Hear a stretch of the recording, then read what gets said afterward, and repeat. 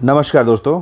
आज हम लोग एक पाथफाइंडर बुक से प्रॉपर्टीज़ ऑफ माइटा चैप्टर से बिल्ड योर अंडरस्टैंडिंग का क्वेश्चन नंबर 1 देखेंगे। अच्छा, इस क्वेश्चन में एक इंटरेस्टिंग चीज़ ये है, इनफैक्ट इस चैप्टर का ही इंटरेस्टिंग चीज़ है कि जो ये क्वेश्चन नंबर 1 है बिल्ड योर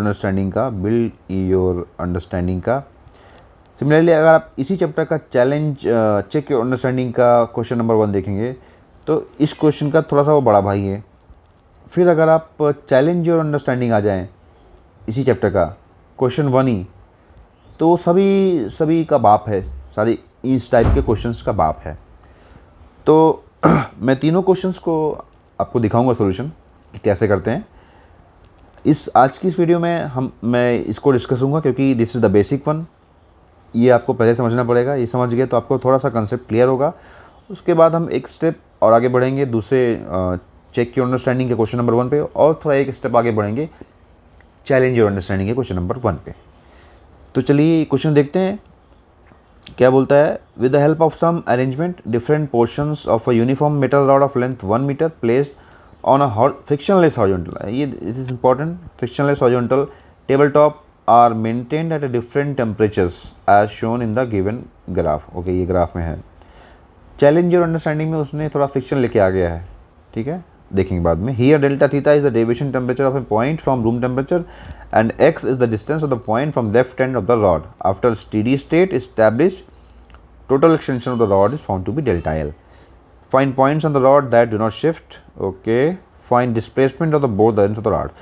जो ये पहला पॉइंट है यही हमारा एक इम्पॉर्टेंट पॉइंट है कि रॉड पे उन पॉइंट्स को फाइंड करना है जो कि इमोबाइल हैं या जो कि मूव नहीं करते हैं। एक बार वो पॉइंट्स आपने फाइंड कर लिए, फिर आप क्वेश्चन के बाकी पार्ट्स को इजीली सॉल्व कर सकते हैं।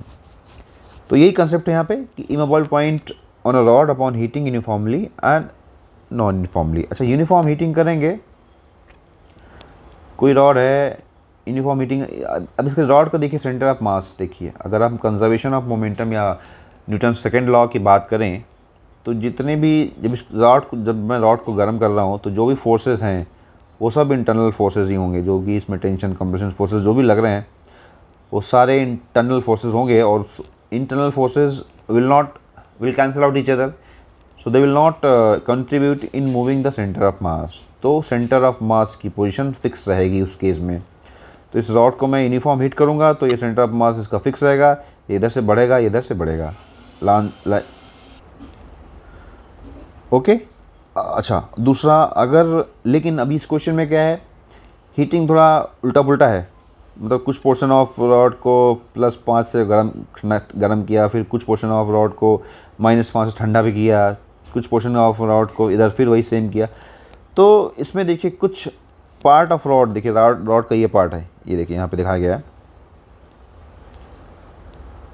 कि जो रॉड का पार्ट है जी, यहाँ से लेफ्ट हैंड से 0.2 मीटर की लेंथ में ये 5 डिग्री सी, ये देखिए, ये जो फिगर मैंने बनाया है ये मैं कहीं और से लेके नहीं आया। ये जो आपका ये दिया हुआ है ग्राफ, मैंने यहीं से लिया है इसको। ये जो ग्राफ दिया हुआ है इसमें से मैंने उठाया है, क्योंकि यहाँ देखिए ये .1 हो गया, ये .2 हो गया, क्योंकि रॉड की टोटल डिस्टेंस 1 है।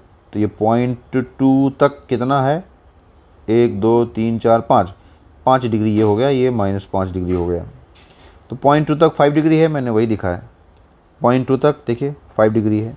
उसके बाद क्या बोलता है, .2 से ये 0.5 है तो ये 0.6 हो गया। .2 से 0.6 कितना मेंटेन है, -5।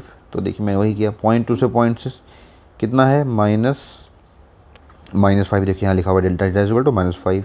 फिर 0.6 से ये 1 मीटर रहेगा ऑफ कोर्स, वहाँ तक कितना है, 0.6 से 1 तक कितना टेम्परेचर है, +5 है। तो मैंने वही +5 लिखा।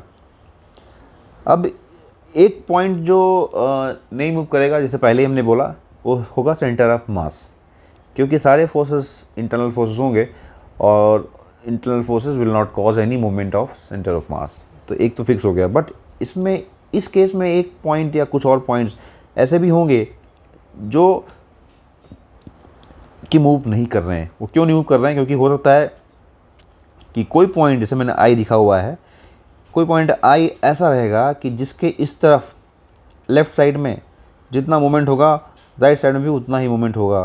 क्यों होगा? क्योंकि इसके अनइवन चीज़ें हो रही हैं, मतलब अनइवन, या तो कहीं पे ठंडा हो रहा है, कहीं पे गर्म हो रहा है।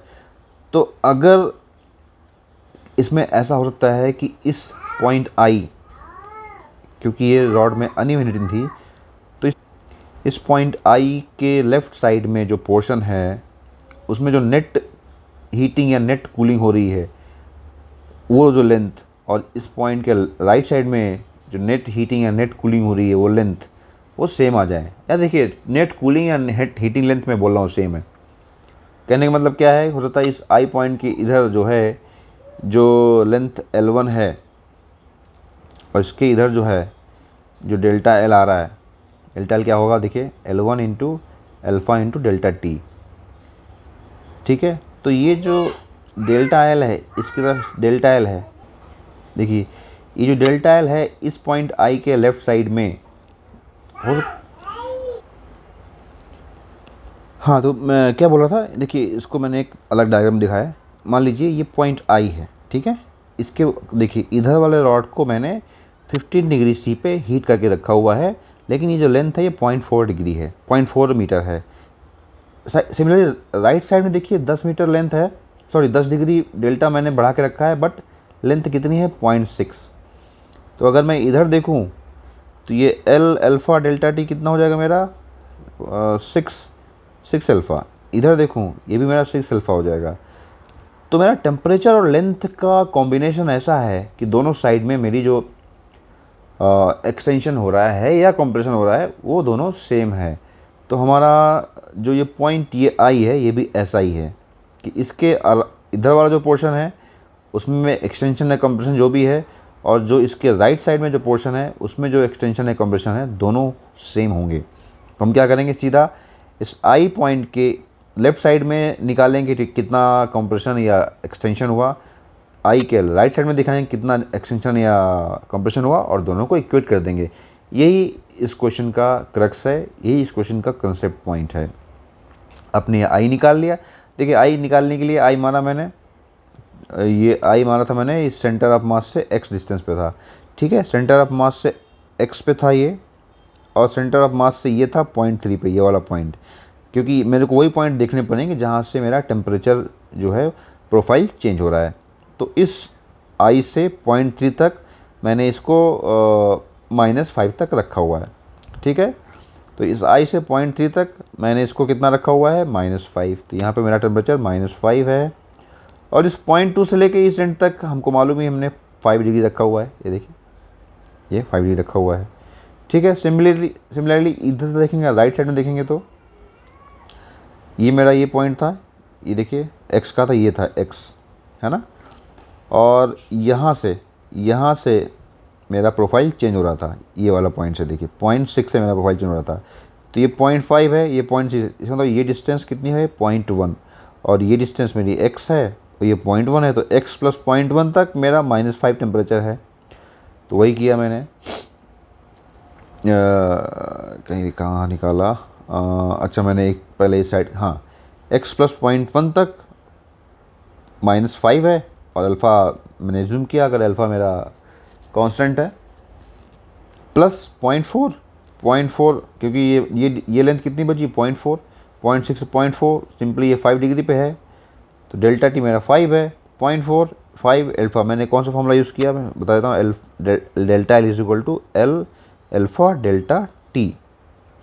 अल्फ़ा तो मेरा कांस्टेंट है, coefficient of elongation, I don't remember the name exactly, but ये जो लेंथ पर यूनिट टेम्परेचर में कितना एक्सटेंशन होगा लेंथ में, वो अल्फ़ा बताता है आपको। तो एल अल्फ़ा डेल्टा टी, वही फॉर्मूला मैंने हर जगह यूज़ किया है। यहाँ पे x + 1 मेरी एल हो गई, -5 मेरा डेल्टा टी हो गया, और अल्फ़ा तो अल्फ़ा ही है। वैसे 0.4 मेरी लेंथ हो गई, 5 मेरा डेल्टा टी हो गया, और अल्फ़ा मेरा अल्फ़ा है। तो इसको जब आप सॉल्व करेंगे तो आप सीधा सा x = 0.2 मीटर पाएंगे। सेकेंड क्वेश्चन, सेकेंड पोर्शन क्या बोलता है? देखिए, find the displacement of both the ends of the rod. अभी एक चीज़ उसने और दिया हुआ है आपको, total extension of rod is found to be delta L. तो टोटल एक्सटेंशन निकाल लेते हैं। टोटल एक्सटेंशन कितना हो गया, चलिए पॉइंट आई के अक्रॉस देखता हूँ। जितना इधर मूव किया उतना उधर मूव किया, दोनों साइड में अगर मान लो इधर x मूव किया तो उधर भी x मूव किया, तो टोटल एक्सटेंशन कितना हो गया 2x। तो मैंने टू टाइम्स कोई भी साइड मैंने पकड़ लिया, एक साइड मैंने ये ले लिया, ये थोड़ा साइड यहाँ पे रख दिया अल्फ़ा के टर्म्स में, तो मेरा ये निकल के अल्फ़ा आएगा। और टोटल एक्सटेंशन ये डेल्टा एल दिया हुआ है, तो मेरा alpha is equal to delta L आ गया। लेकिन अब मैं क्या करूँगा कि रॉड का मोमेंट मैं सेंटर ऑफ मास से निकाल दूंगा, क्योंकि सेंटर ऑफ मास को पता रहता है मेरे को कि हाँ मिड पॉइंट है, किसी रॉड का centre of mass mid point है। तो मिड पॉइंट से ये वाला एंड कितना आ गया, ये वाला एंड कितना आ गया, it is easy to calculate. तो जब आप कैलकुलेट करेंगे तो लेफ्ट हैंड वाला फॉर्मूला लगाएंगे। इस फॉर्मूला देखिए वही लगाना है आपको, एल अल्फ़ा डेल्टा टी करके। आप सीधा टेम्परेचर प्रोफाइल देख लीजिए, देखिए मैंने वही किया है। 0.3 इंटू -5 इंटू अल्फ़ा। मैंने 0.3 क्यों लिखा, यहाँ देखते सेंटर ऑफ मास क्या है, यहाँ पे है। ओके, यहाँ से इस वाले एंड की डिस्टेंस, मैंने इस वाले एंड को ही क्यों लिखा, क्योंकि यहाँ से मेरा टेम्परेचर प्रोफाइल चेंज हो रहा है। यहाँ तक तो मैंने -5 मेंटेन किया, यहाँ के बाद +5। तो सेंटर ऑफ मास से ये डिस्टेंस कितनी है, 0.3, टेम्परेचर कितना है -5। तो मैंने वही लिखा हुआ है, देखिए 0.3 -5 इंटू अल्फ़ा। दूसरा फिर उसके बाद जैसे चले किस लेंथ में कितना डेल्टा है, ये 0.2 की लेंथ है, इसमें डेल्टा 5 का है, तो वही लिख दिया 0.2 का लेंथ है, डेल्टा 5 का है इंटू अल्फ़ा। ये -0.5 अल्फ़ा आ गया, -0.5 अल्फ़ा आया। इसका मतलब ये रॉड एक्सटेंड नहीं हो रही, ये रॉड कंप्रेस हो रही है। मतलब ये जो लेफ़्ट वाला एंड है, ये लेफ़्ट सेंटर ऑफ मास की तरफ जा रहा है 0.5 अल्फ़ा से, 0.5 डेल्टा एल से, सॉरी। तो सेंटर ऑफ मास अगर हमारा ये है, और ये टोटल पहले रॉड थी, ये सेंटर ऑफ मास था, सॉरी, और ये एंड और ये एंड। तो अगर ये एंड मेरा डेल्टा L/2 से खिसक गया, तो इस वाले जो एंड को 1.5 डेल्टा एल से खिसकना पड़ेगा, तभी मेरा जो टोटल एक्सटेंशन ऑफ रॉड होगा वो डेल्टा एल निकल के आएगा, क्योंकि डेल्टा एल मेरा टोटल एक्सटेंशन ऑलरेडी दिया हुआ है। तो इसके लिए राइट साइड में 1.5 डेल्टा एल से मुड़ा, एक्सटेंड हुआ, और जो लेफ्ट वाला साइड है वो भी सेंटर ऑफ मास की तरफ डेल्टा L/2 से मूव हो गया।